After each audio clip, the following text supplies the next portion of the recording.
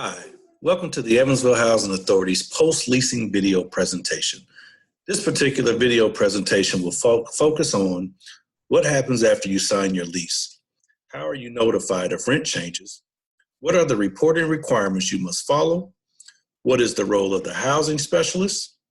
The annual recertification process? When can you move? And a few tips on how to remain in good standing at all times.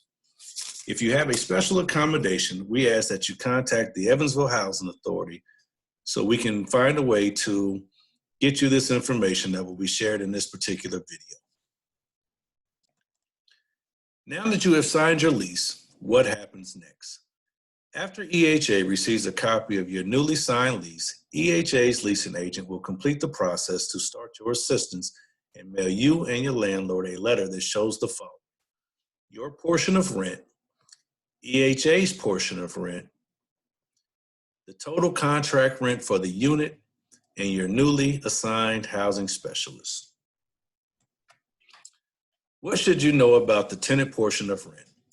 Your rent is based on the greater of a minimum rent of $50 or 30% of your adjusted income, with a maximum of 40%. Your portion should be paid in accordance to the lease terms monthly. This is a requirement. It should be paid in full when it's due. EHA will always mail you and your landlord a notice when your rental portion changes. Please note it is a program violation to pay above your tenant portion listed. This does not include late fees or maintenance-related charges. What should you know about EHA's portion of rent? EHA's payment will be paid within the first 5 days of the month. It will be paid directly to the landlord's bank account that we have on file. Please note, EHA's portion could change throughout the year since it is based on your reported income and the current number of family members that we show listed in your household at the time of leasing. How do you comply with reporting timely? Remember the 10-day rule. All income and family composition changes must be reported within 10 days of the occurrence. Examples include: you stop a job or you start a job. You may go from full-time employment to part-time employment, or part-time to full-time. Someone in the household starts receiving child support, or there's a possibility that there's a stoppage in child support, or even a reduction. A household member gives birth to a child, a household member moves out, or any other household member, including the head of household, starts receiving income that hasn't previously been reported to the Evansville Housing Authority office. Where do you report your changes? All changes must be reported at EHA's Housing Choice Voucher office. Again, all changes must be reported at EHA's Housing Choice Voucher office.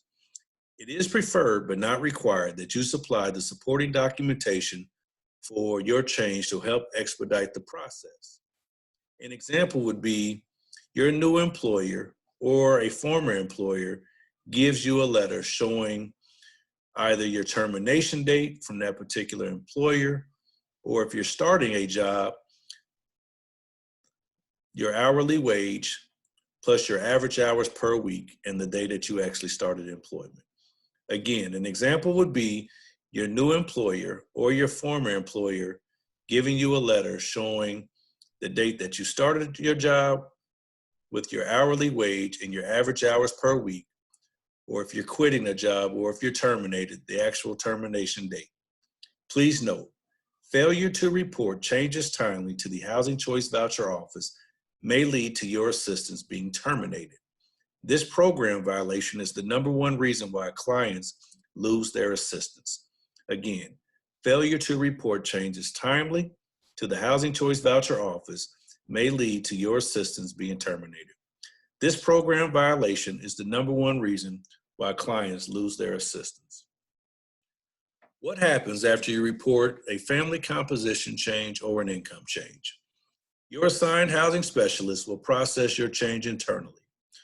Upon completion, you and your landlord will receive a lease amendment notice with new monthly portions and the effective date of the change. Note, If you report timely and your rental portion goes up, you will receive a 30-day notice before the increase is effective.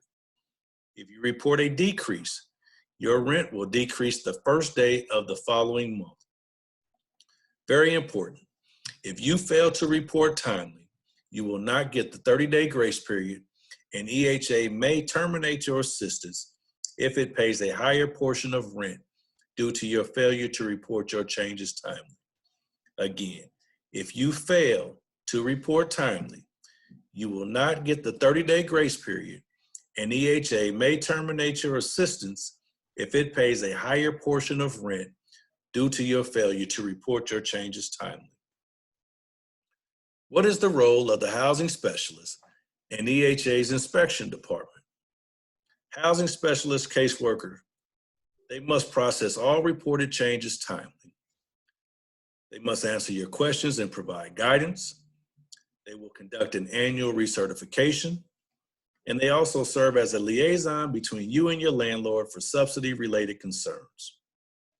EHA Inspection Department enforces HQS requirements to assure decent, safe, and sanitary housing. It can serve as a liaison between you and your landlord for addressing HQS violations and concerns.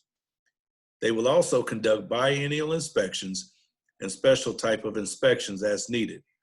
A biennial inspection is one that will be conducted once every 23 months at a minimum. The annual recertification process. This typically starts 90 to 120 days prior to your initial lease expiring. You will complete the recertification packet and supply all requested documentation directly to your housing specialist.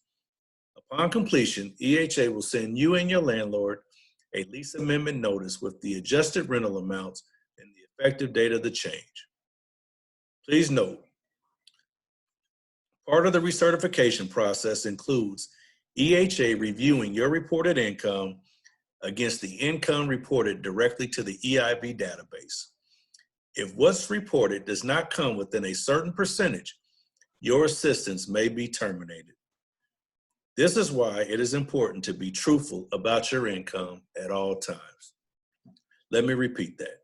Part of the recertification process includes EHA staff reviewing your reported income against the income reported directly to the EIV database. If what's reported does not come within a certain percentage, your assistance may be terminated. This is why it's important to be truthful about your income at all times. When can you move?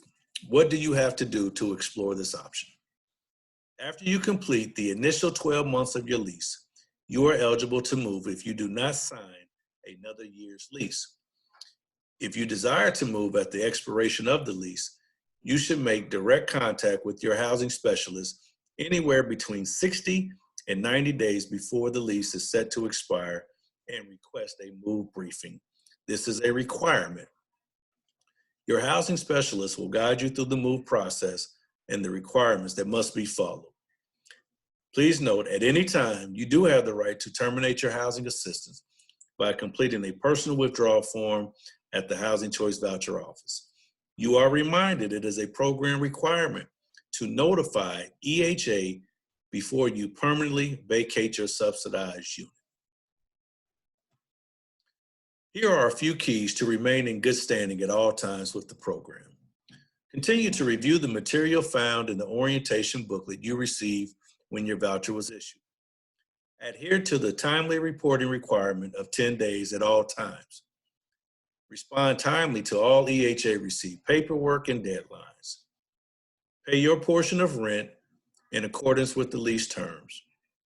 Report maintenance concerns timely to your landlord. Comply with the terms set forth in your lease. Contact EHA or your assigned housing specialist for questions and guidance. Allow all EHA required HQS inspections. And avoid having any utilities shut off that you are responsible for paying. One other thing I would like to mention, I would suggest that you get a storage area, an envelope, or a shoebox to keep all EHA receipts. We will give you a receipt every time you make a reported change directly to the office. If for any reason the change is not made and EHA attempts to take any adverse action against you, as long as you can produce the receipt showing that you did make the reported change, it will not be held against you. For any questions, concerns, please do not hesitate to contact the EHA Housing Choice Voucher Office. Our office is located at 411 Southeast 8th Street, Evansville, Indiana, 47713. Our number is 812-428-8548. You can also visit our website at www.evansvillehousing.org to find information directly related to the Evansville Housing Authority's Housing Choice Voucher Program. This concludes our video. Thank you.